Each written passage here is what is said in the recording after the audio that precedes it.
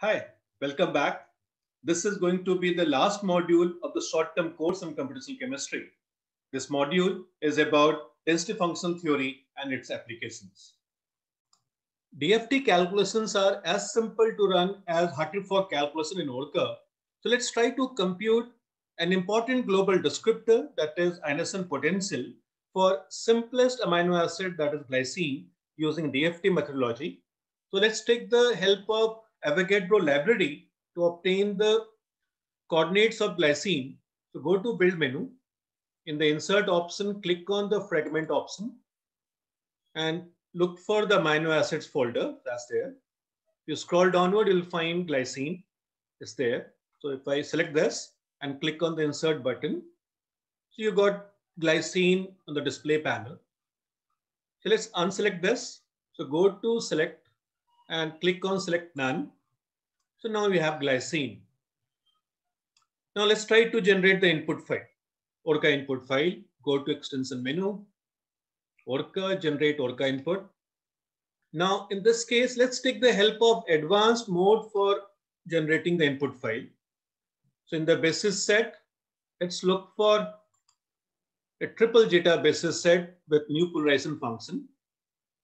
Now, if I click on this control button, you'll get run type. Let's go for geometry optimization, DFT methodology. Then charge 0, that's for neutral molecule. Multiplicity 1, because total spin is 0. So 2s plus 1 will be equal to 1. So if I click on the SCF option, there are different things you have to fill up. By default, the accuracy for self-consistent field convergence is normal. If you want to increase the accuracy, you have to go downward. Let's go for tied SCF in this case. By default, number of iterations allowed for SCF convergence is 125. If you want to increase, decrease, use this. But 125 will be more than enough, because below 50, you'll be able to get the convergence for molecules like simple molecules like glycine. The methodology used for SCF convergence is Pouillet's direct inversion iterative subspace, that is DIIS. Now, again, if I go back to the basis set, now you can see this auxiliary basis set. Now, information regarding auxiliary basis set, you can get it from the Orca manual and also from the Orca input library. So if I click on this Orca input library, so let's select this. So you get different informations regarding basis set, auxiliary basis set. So if I click on this, it says resolution of identity Ri, also called density fitting. These are the approximation used in Orca for approximating various integrals such as Coulomb integral, Hartree-Fock exchange integrals, or MP2 integrals. They are generally used to speed up the calculations. So you'll have options like Rij. This stands for approximating the Hartree-Fock exchange. Rijk means you are approximating both Coulomb integrals and Hartree-Fock exchange integrals.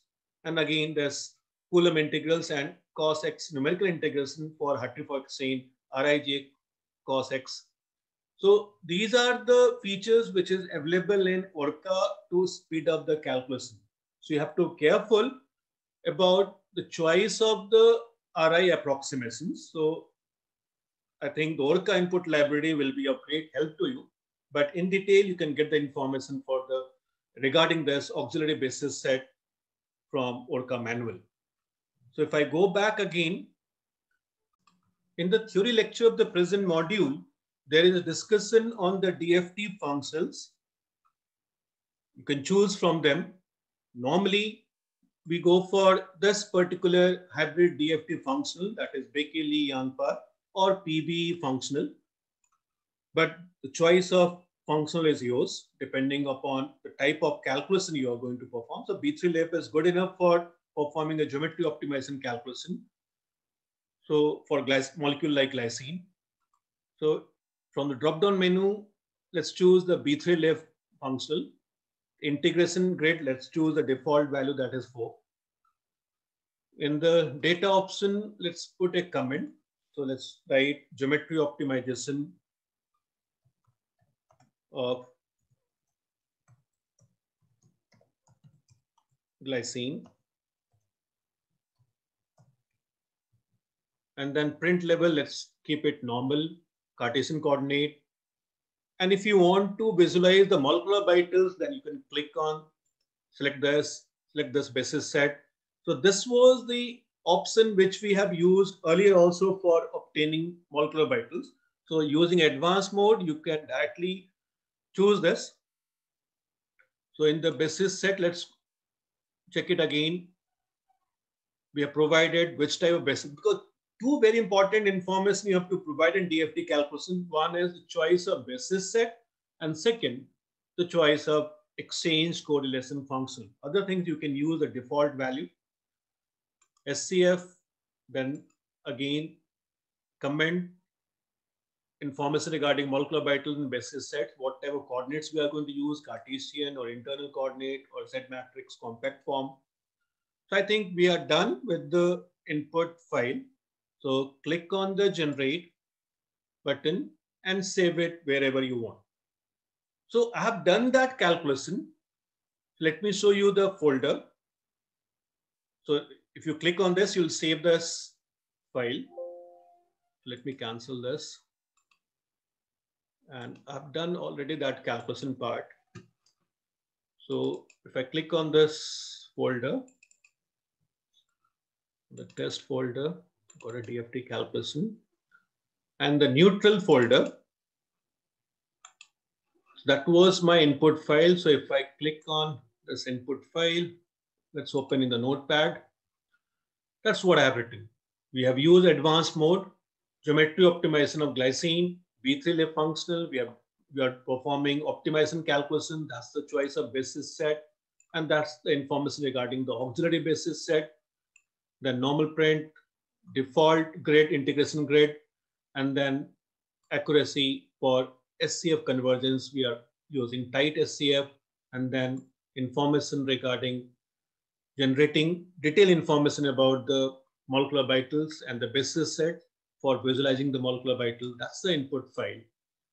So once it was optimized, we got the output file. So if I look for the output file, go to that folder. That's the output file. So let's open that in the notepad. And if I scroll downward, or let's look for the word hooray. So in the search menu, find, and let's type hooray, find next. Yes, the optimization has converged. Fine. And now if I scroll downward, I'll get the information regarding the energy of glycine. Scroll downward again. So you can see that SCF was converged in 4 cycles after optimization. That's the value of energy of glycine. So we'll use this value for computing the ionization potential. So this is the energy of neutral glycine. Now, the next step for vertical ionization potential calculation, you'll use the final optimized geometry of this glycine to create the input file for obtaining the energy of the cation of glycine at this particular geometry. So what one has to do, go to Avogadro, and then let's close this. Go to File menu, and then open. So in the desktop, I've got my output file for the neutral molecule in this particular folder. So look at that. I'm selecting the output file. And if I open this, That's the information regarding the molecular vitals. So if I scroll downward, if I select this, you can see that that's the molecular vital corresponding to the highest occupied orbital, lowest unoccupied molecular vital. But what I'm going to do is I will use this particular geometry, the optimized geometry, for creating the input file for another calculation. That is, I'm going to compute the single point energy of a glycine ion with a +1 sign at this particular geometry. So I'll go to, extension, then Orca, generate Orca input. Again, let's go to the advanced one. Same basis set. You have to choose now for computing ionization potential. You have to choose the same methodology, same basis set, same level of calculation, same accuracy also. So let's go for, in this earlier one, we had used F2. We'll match that thing. Then in the control, let's go to the DFT calculation. Right now, we are going to do the single point energy calculation. So I want to get the energy of glycine cation at the geometry of the neutral molecule, optimized geometry of the neutral molecule. Now I'm going to increase the charge to +1. We're going to do that for the cation, glycine cation. Now +1 means there will be one unpaired electron. So total multiplicity will be doublet. And then in the SCF, since now it is opens because this is a molecule with one unpaired electron, so it's an open cell. So I'll choose for the restricted open cell calculation. Same accuracy level, tight SCF. And then let's write here the single point energy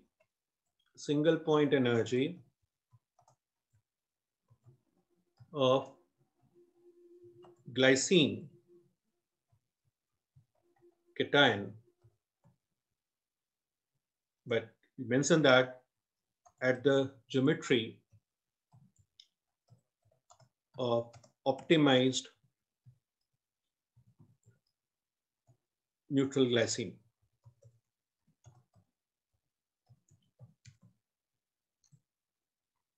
Same print level normal, but level of calculation has nothing to do with the print option. So right now I'm not going for the MOs and basis set thing. So again, let's check it. Basis set, def2 triple zeta basis set, same auxiliary basis set, SCF, since it is an unpaired one, so we are going for the open cell calculation, accuracy tight SCF, DFT, same grid, but yes, DFT functional, B3 left, we have to do same level of calculation. And then again, click on generate, and then you'll get the input file in your desired folder. Fine. I've done that calculation. I've done this calculation. So I'll go back to the folder. So let me open the input file for the cation. So if I open this input file, okay, let's see. Let's compare that. In this case, the basis set is def2 TZVP. The earlier one, glycine, the same basis set def2 TZVP. Functional B3 left. This also functional B3 left. But the earlier calculation was optimization. This calculation is single point calculation. And once you run the job using this particular input file, you'll get the single point energy of glycine cation. Right now, I'm putting that option unrelaxed because I'm not allowing this cation to get optimized geometry-wise. I'm not allowing the molecule to relax. I'm taking the same geometry as that for the neutral glycine, because what we are going to compute is vertical ionization potential.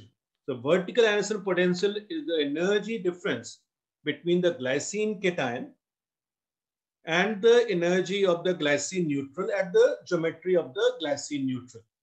So if I click on this output file. Let's open that in Notepad. And then scroll downward and look for the SCF value, energy. I think we have to scroll upward. More. I think yes, yeah. So SCF convergence took place after 18 cycles, and that's the value. That's the energy of glycine cation at the geometry of the neutral optimized glycine molecule. So this is the energy of glycine cation, and this is the energy, and that was the energy for the glycine. And using these two, I'll calculate the vertical ionization potential. Look at that. I've done that calculation. This is the energy of minus 7739.12203. Let's check that. This is the energy minus 7739.12203. That's for the glycine neutral. And for the cation, glycine cation, that's the one. It is minus 7729.51208. So that's there, minus 7729.51208. So what I'm doing, this is the energy of glycine with n electrons. The energy of glycine with n minus 1 electron, that's a cation. 1 electron less than the neutral one, but unrelaxed at the geometry of optimized neutral glycine. The difference of these two, the energy of cation minus the energy of the neutral molecule, will give you the vertical ionization potential. So in this case, we got that value 9.6 electron volt. So if you look into some research articles, for example, I've downloaded one from the net. That's one.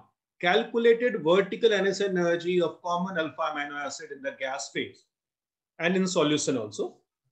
So right now we are doing that in the gas phase, but we can do that in solution also. We have to use a dielectric model for mimicking solution. So right now in the gas phase, look at that, what they have got. For different calculation, they're also getting in the range of around 10 electron volt. What we are getting from our calculation, that is 9.6 electron volt. So that depends on the type of function you have used and the type of basis set you have used. Just as that. So let's go back to again the table. And if I scroll downward, this is the experimental vertical ionization energy. They are saying 10 electron volt, but it will depend on the conformation of the molecule also. In this particular paper, they're also getting vertical ionization energy with the DFT calculation around 9.7 electron volt. And what we are getting in our calculation is again in the range of that same value, 9.6 electron volts. That's the vertical ionization energy.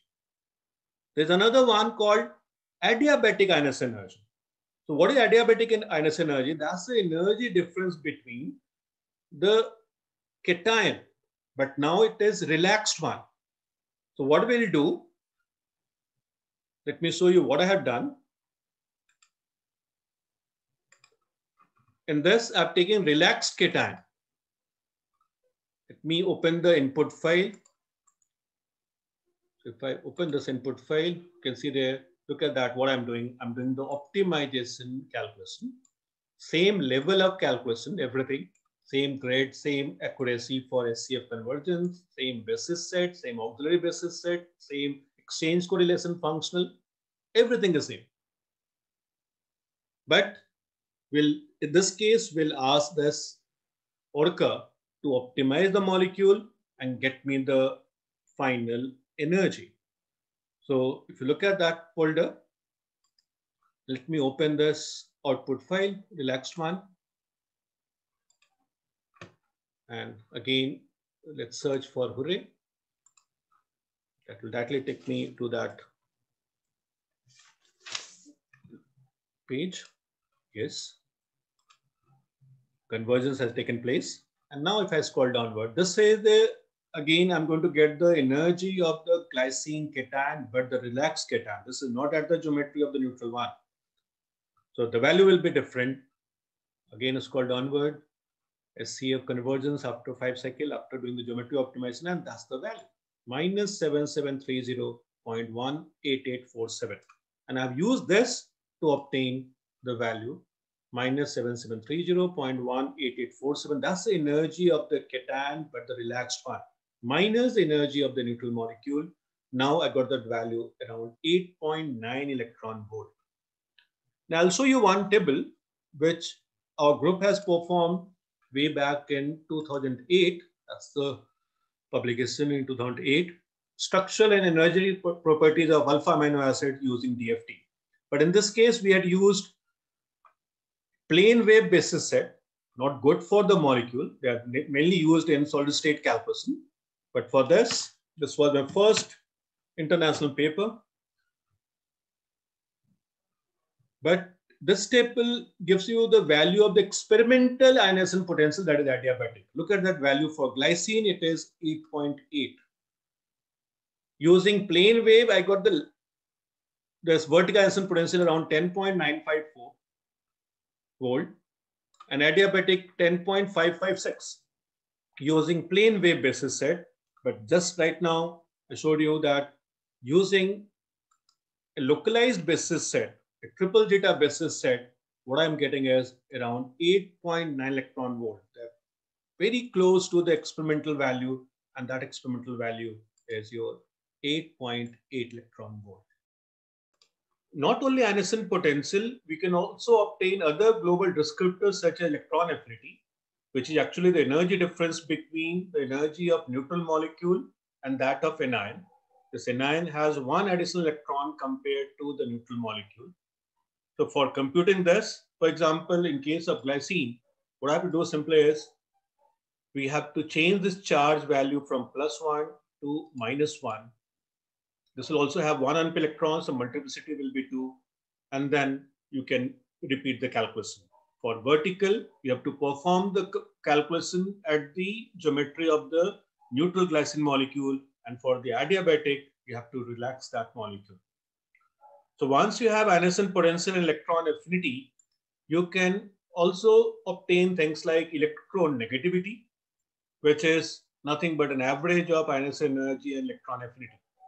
So in DFT, the total Hamiltonian, we know that is decided by the number of electrons and the external potential, that is the position of the nuclei.